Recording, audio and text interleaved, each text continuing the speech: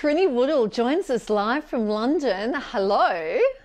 I'd like to say live from London and be in some incredible backdrop and show you, Buckingham Palace, actually not necessary for the Australians, maybe Regent Street and Oxford Street and the lights. But no, I'm in my little room that I've lived in for a year. You look like you're in your closet, which is fine because this is where we find you most of the time because you have this makeup range, Trinny London.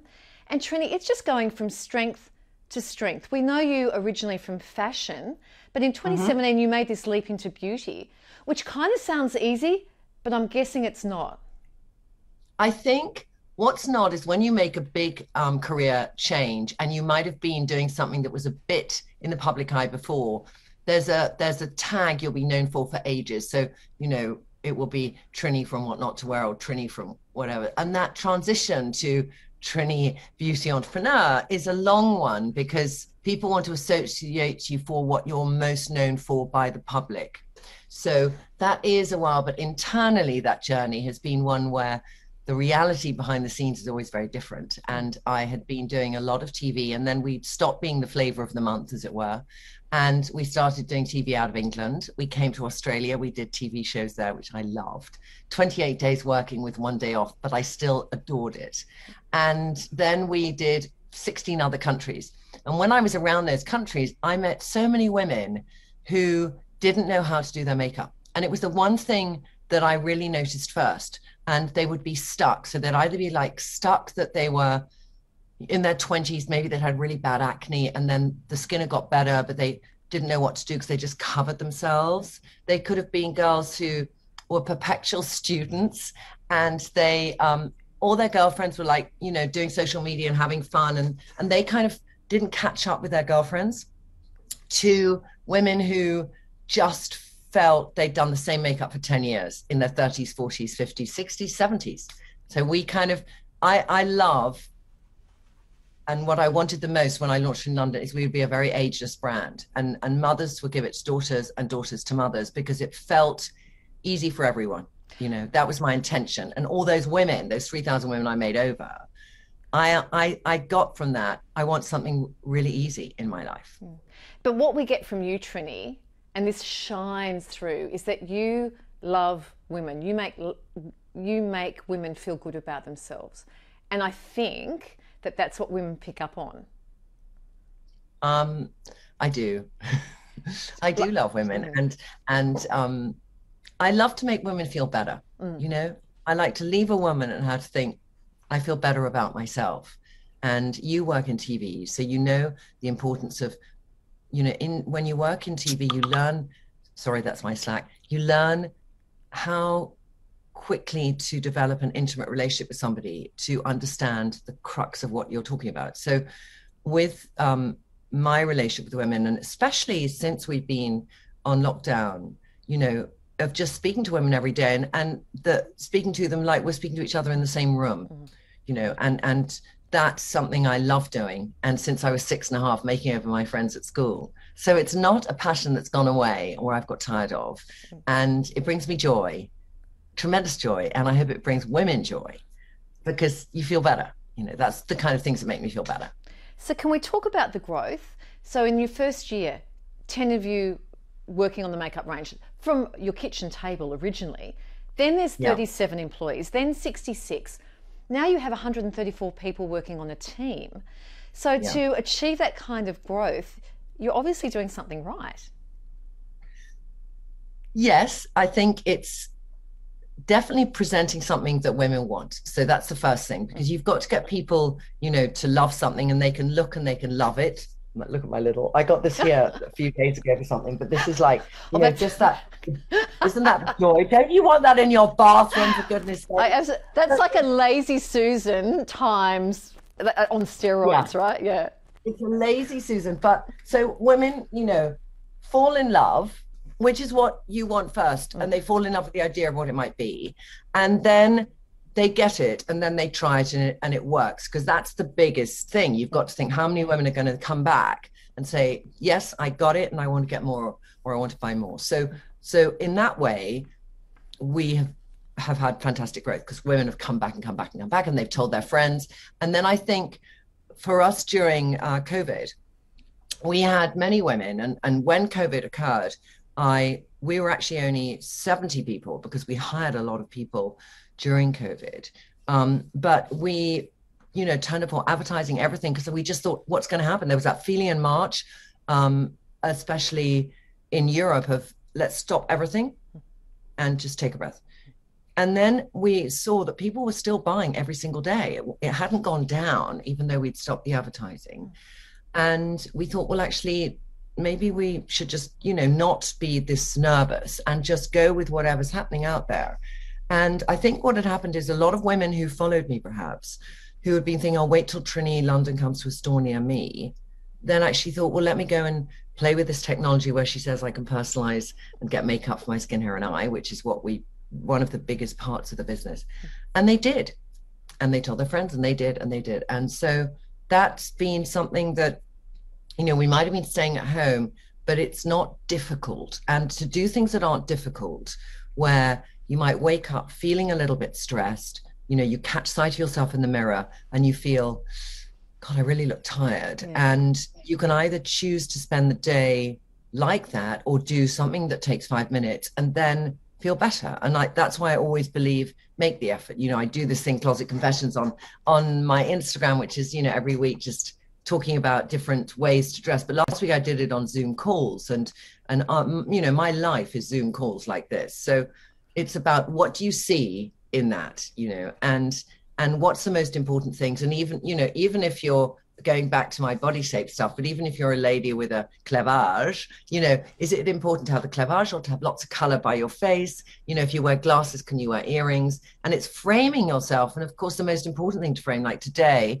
I thought I've slept 6 hours last night. I'm going to put on a nice lip, because that will give an impact to the screen, and I can do a little mascara and a little flash of an eye, but I'm done. I did my makeup in 1.5 minutes because before that I was trying to push up my face with some tools to take away the sleep of the night. It looks very dodgy, that doesn't it?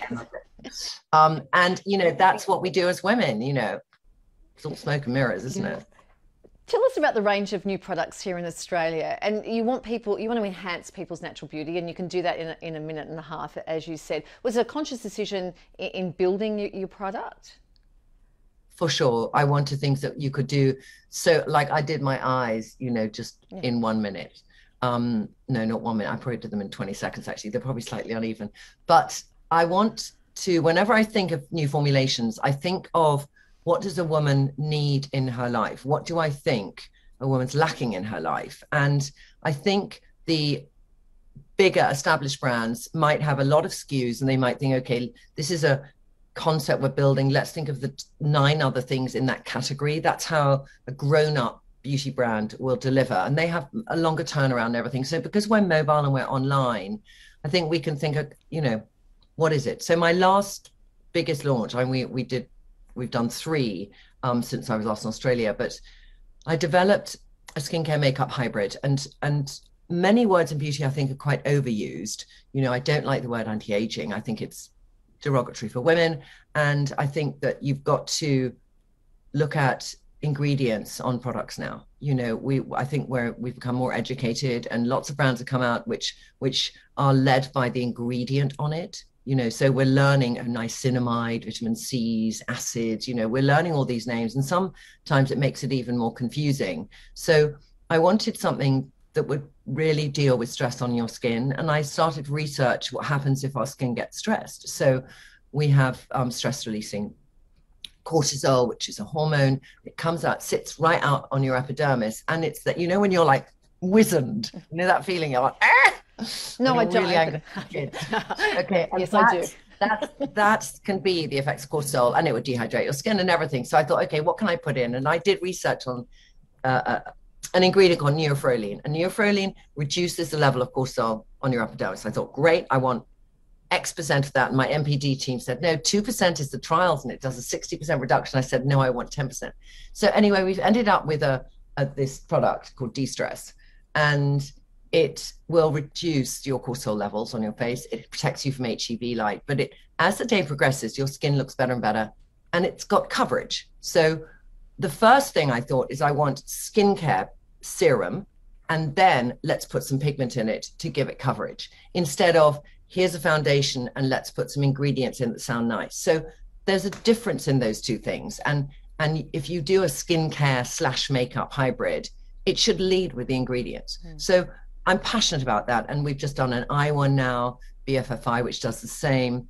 And we've just also relaunched our foundation. So I have a thing about foundation, Kylie, because I think I've seen many women who mask themselves, and I just see beautiful skin. And I think you don't need to cover everything. You know, we can be very like, here, I've got pigmentation, I've got rosacea, I've got, hyperpigmentation, I've got blemishes. So, there's that habit. And I had acne for 15 years of just putting everything on everywhere. And you lose sight of that woman and you flatten her face. So I'm all for saying, just do little targeted coverage. So we've increased it now to 25 shades, but I'm just trying to find my shade in all of this lovely little tool. But, you want to have something where you put it on and you cover. So I'm going to cover something, but it will blend into your skin. It's cream based. So that is a different way than taking a liquid product, quite pigmented, putting it all on your face and hiding what's beautiful, not just hiding the things that you think you want to hide. Yeah. A lot of women do look up to you. And can we just talk about that bravery, that sort of leap that you had to take now, aside from the makeup? But this is a marketplace scattered, full of, there's Dior and Chanel and some really big names. Where did you find that bravery to take that leap, which maybe some other women could learn off you, whether it be, in a multitude of other careers that they may be, that they may have? I think what can happen is you have an idea, and you have an idea inside your head. And I think many women might have that idea of something they think they want to do. And it's safe inside your head. Before you get out on the kitchen table, nobody can critique it. Nobody can kill it. Nobody can inspire it. It's safe, but it's never going to happen. And I think I spent many years with ideas inside my head that I never did. And I knew I got to a point, and sometimes the point you get to in order to do that is not the point where everything is rosy. I was in a house I couldn't afford. My mortgage was too big for the salary I was on. I didn't really have any financial security. I didn't know what other job I would do, because I've worked in TV a lot of my life and written, and just to go and be employed would be difficult. And I had this idea, and so two people said to me, Trinny, you've got to do it. And that really helped me. So I kind of revealed it to them. They said, you've really got to do it.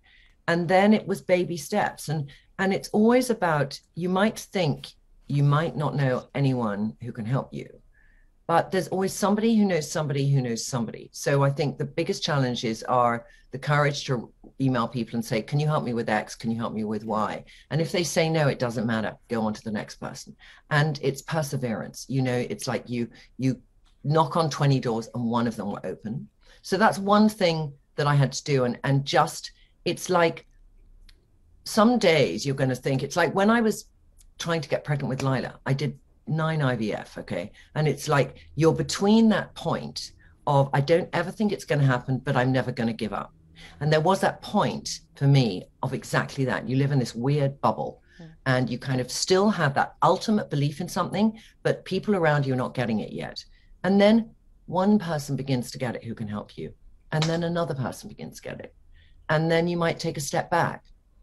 The other thing I would say is, you never know what's behind the closed door, because we can build a scenario in our head where we think this is why something won't happen, but we don't know what's behind the closed door. And it could be there's somebody there who, a month ago got something from me, and suddenly they read it today and then they call. You just don't know. So I think it's having that faith. Yeah, having faith. We cannot have Trinny on without asking about what not to wear. I can't believe 20 years ago, since it premiered on the BBC. 20 years ago? I really, yeah. Yeah, you and Suzanne, you absolutely revolutionised the, before and after. You guys were the first to do it. And I think it really struck a chord with millions and millions of viewers. Do you still have really fond memories of that? Totally. I mean, you know, because of that show, I traveled the world. I met so many women. I have so many stories inside my head of meeting those women.